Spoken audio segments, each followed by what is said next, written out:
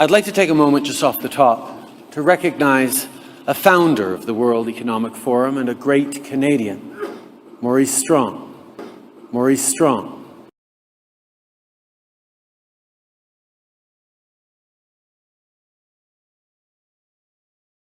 Trudeau and his Liberal government will do everything within their power to strip Canadians of their individual rights, taking away their freedom of speech and therefore their freedom to oppose.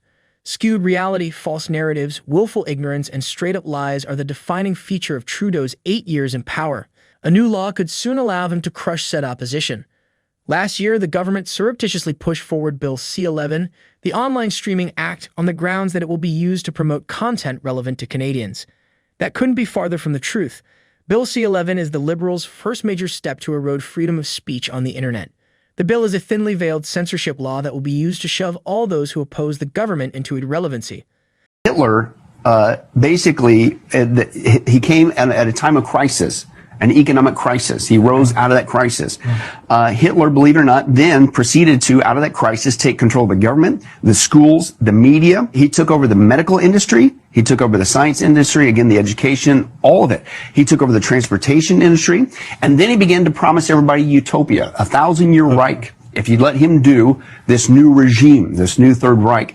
And then he even promised people that he was, believe it or not, this is in print, that he was going to get rid of pollution. He was going to save the animals. He was going to save the trees. He promised the world the utopia and all that stuff. If your listeners and viewers are paying attention, all that I just described is exactly what Klaus Schwab is bringing to the planet.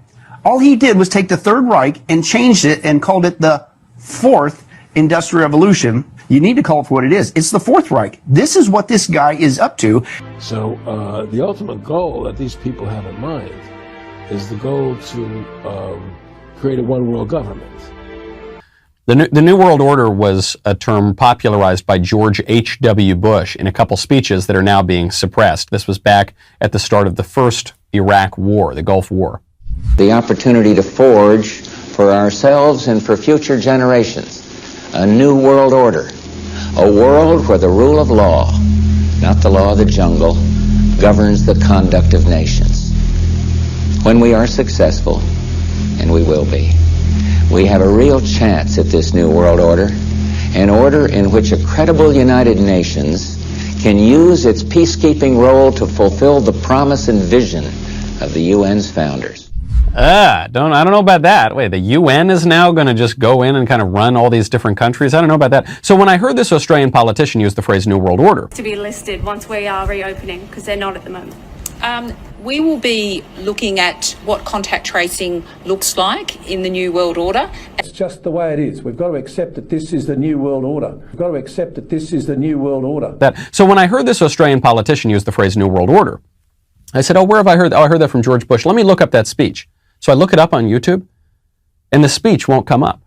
The clip won't come up. Actually, what comes up is some other speeches of George Bush, and then a header, like a little disclaimer that says the New World Order is a conspiracy theory, and it's not real, and it's to totally ignore this. There's nothing to see here. Pay no attention to the man behind the curtain. You say, wait, what?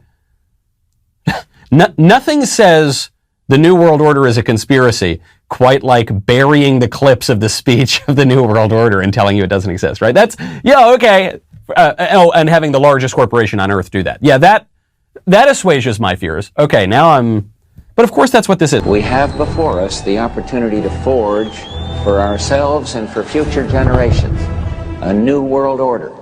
Close your window, go back inside your house. Carmen, sir. Go back inside right now! I am inside. We have a real chance at this new world order.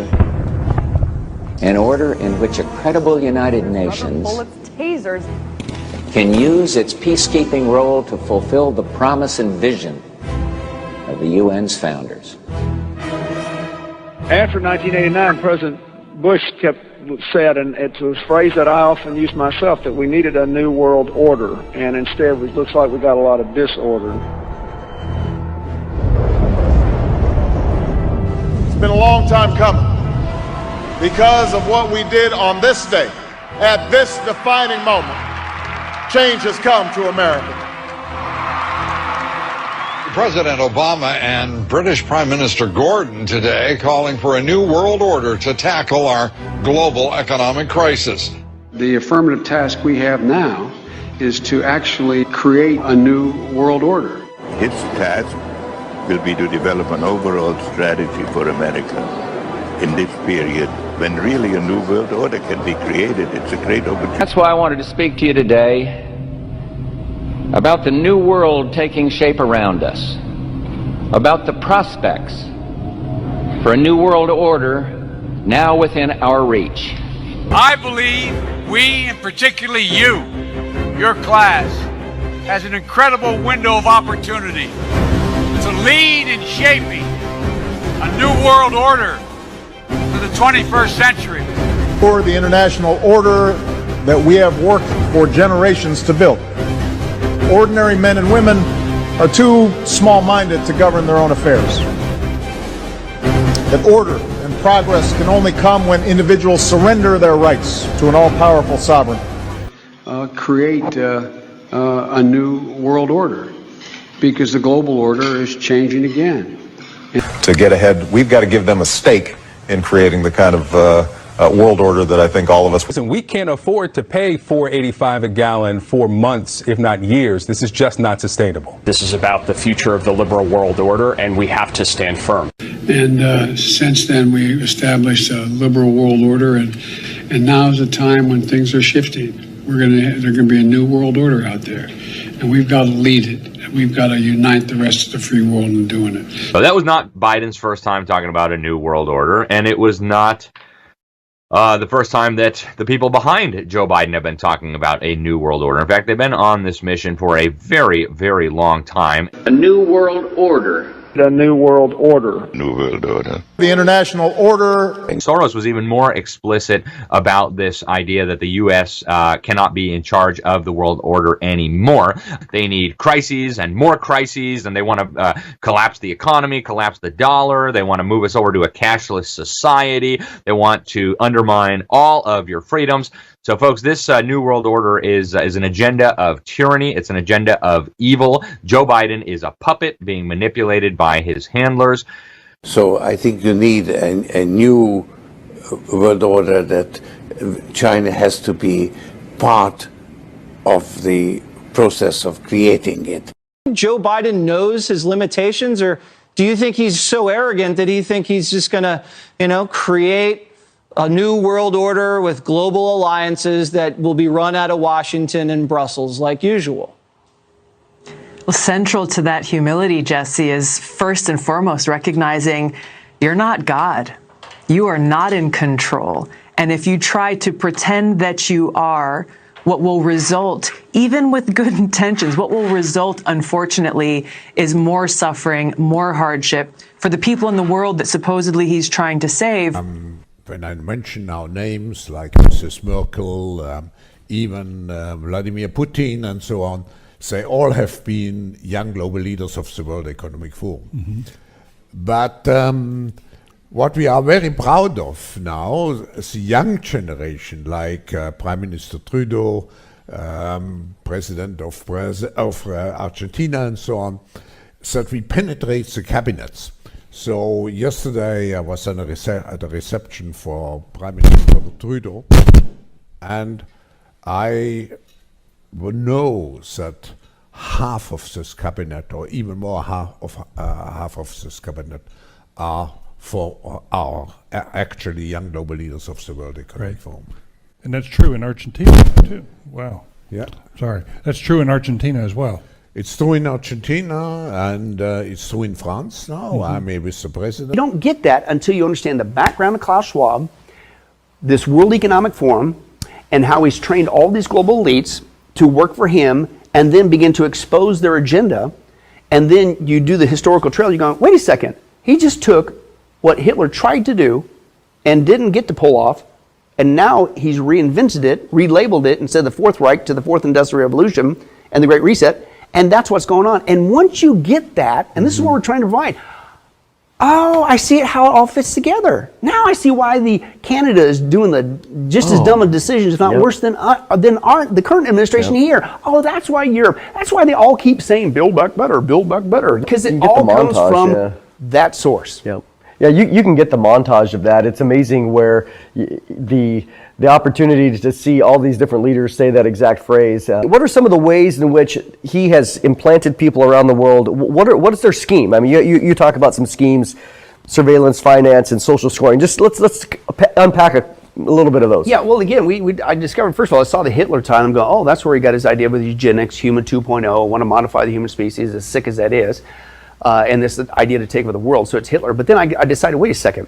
So let me do my own investigation and take a look at what was Hitler trying to do. What was his ultimate goal? He didn't get to pull it off. Mm-hmm. You know, he was working towards it, but what was it? I.e. the Third Reich, right? And so we go, okay, so I did a study and I go, okay, let me figure out what this Third Reich's ultimate goal was. And their ultimate goal was to take over the planet. And in order to do that, Hitler arose out of a time of crisis, economic crisis. And then he came in and he replaced and took control of the government. He took control of the medical system.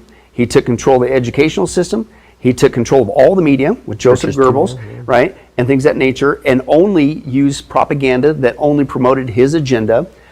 He came in and he even promised to, believe it or not, Hitler, the Third Reich, he promised to fix the planet, get rid of pollution. I'm not joking. And then also to save the trees and the animals, which became the justification of taking over private property.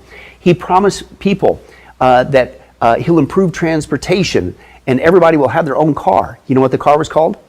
Volkswagen, which is still, that's from Hitler, which means the people's car. And aren't we promised new cars with electronic cars and everybody save the planet and we're all working together? It's the same baloney that Hitler did. On and on, carbon copy. If anything, Schwab didn't have to do anything. He just took Hitler's format to create a crisis for not only to create a global government, but he's taken over every single sector that we just mentioned that Hitler did in Germany, but now it's all over the world, including the United States of America.